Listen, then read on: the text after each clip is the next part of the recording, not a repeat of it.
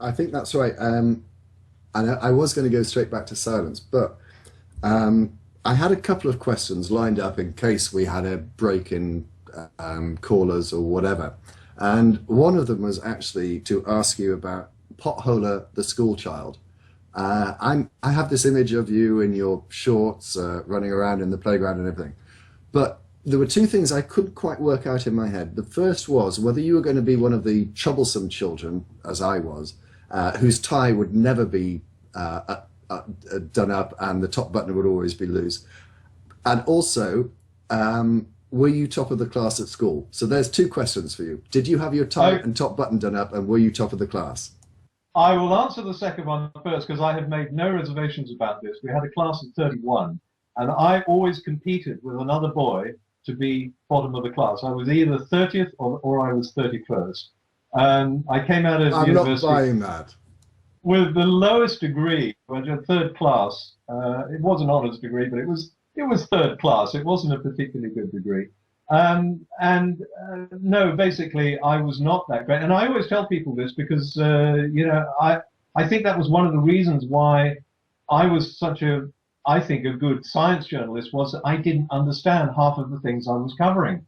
If they weren't the subject I studied, which was geology, I would have to learn about these things very quickly. And therefore, I would have to explain them in a way that people as dumb as me could understand them. And I would, if I was doing something really complicated, if I had known that subject, I would have written the story in a very complicated way, and very few people would have understood it. But because I was so dumb, I actually had to dumb it right down so that I could understand it, and that meant most of my readers could understand it. So On I think that that's why. on that bombshell, the admission Well, that Potholer is thick as a brick. um, well, and let me just answer the other question because oh, sorry, yes. I was not by any means the smart kid, tidy, nerdy kid. I was actually the class clown, which I presume you could believe. I could buy And that.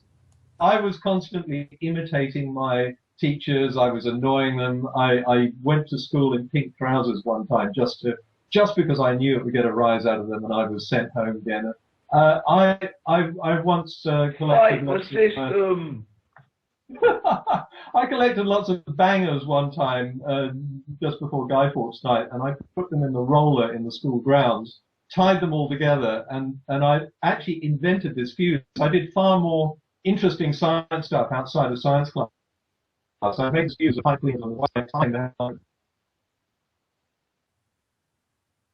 And exploded right in the middle of school time, and it was such a massive explosion it went throughout the entire school. So I was not your good schoolboy, I can tell you that. I do genuinely hope that it wasn't just me for whom the audio, and unfortunately it wasn't just for me.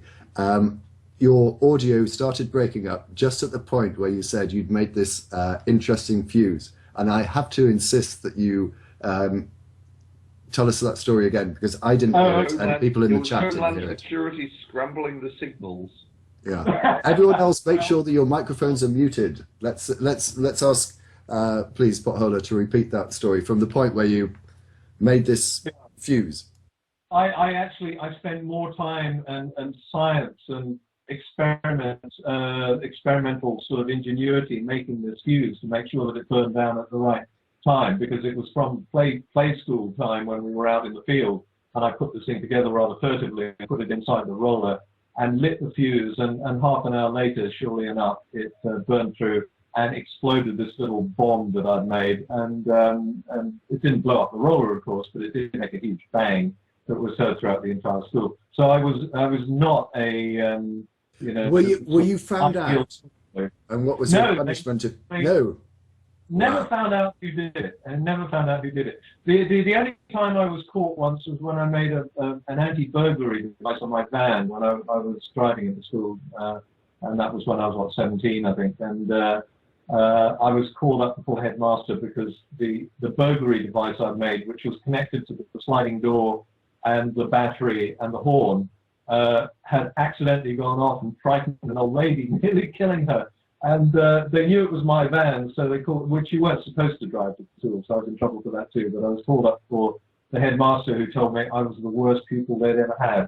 And I went around, that was a badge of honor. I told all my friends, headmaster says I'm the worst student they've ever had. So I was quite proud of that. But, you know, all of my science was done for evil rather than good in those days.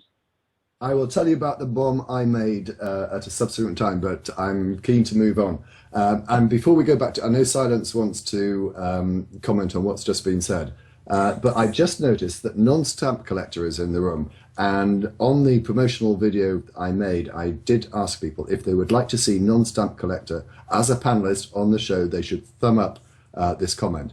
And it had a lot of thumbs up. But he's still, I don't know, somewhat reluctant to appear. So I insist that everyone watching this message Non-Stamp Collector on his YouTube channel and encourage him to come and join us on the show on a future occasion.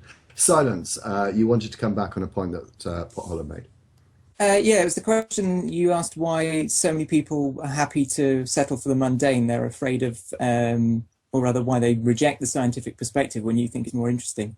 I've just finished reading Denialism by Michael Spector, which if you haven't read it, I do suggest you do read it. It is very good. It basically takes a look at some of the mainstream anti-science movements. But the very last chapter is devoted to that question. And he makes quite a compelling case that in many of these instances, it's basically that because science is growing at an exponential rate, many people are frightened by it because the more that we find out, the more that we realize we don't know, and the more that some people understand, the more that other people realize they don't understand. And I think that it's perhaps that fear of the unknown. He uses the analogy of surfing. He says that some people will be frightened by the crashing waves, and some people will just be happy to let themselves get swept along by it. I think that's quite a good explanation for a lot of these people why they reject the scientific perspective on things. Having a more intimate relationship with those kinds of people. Before you go on, Aaron, I'm just going to remove your silence to get the next caller in, but thank you very much indeed. Aaron, thank you very much. Yeah, I just want to say that I've had a more intimate relationship with more of these types of people. I mean, I know a lot of them. And it's the people that can talk about football. They can talk about, you know, they can talk about what's on TV, but it doesn't go much beyond that. It's, you know, that there's hunting and fishing or whatever they happen to do that day, or what they're watching on TV, and it's not going to be that interesting. And they don't have a depth beyond that. There are a lot of people that I know with whom I cannot discuss really politics on any kind of an intellectual level. I certainly can't discuss anything in a foreign country. I can't discuss anything in history beyond the 1960s, perhaps. And I don't understand why they are that way, but there's a lot of people for whom there are definite limits that are very much right around their area of personal experience, and it doesn't go beyond that, and they don't care to go beyond that. I mean, I remember showing a lot of the studies that I have to do, and then the things that were very interesting to me that I was studying in school, and that other people would come to me and say, how do you stay awake? I mean, how can you pretend to care about that stuff? And this is stuff that fascinates me. So I don't know where they're coming from. I mean, does anyone want I don't know. Yeah, let's go to you, Pot, and then we'll take Samuel. An American thing, or in Europe, I think there's a very different perspective on things, and I've often wondered why. And I think it's partly because maybe the people in the area where you live, Aaron, don't need to know anything more than that. They live in a very small world. They're not going to go beyond it. These things don't interest them because they don't need to know about them. I think that the Americans who travel and have been to other countries and experienced other cultures tend to come away with more curiosity, perhaps, and they realize there's more out there. Maybe that's it. I don't know why it is. I just feel sometimes there's a perspective in Europe.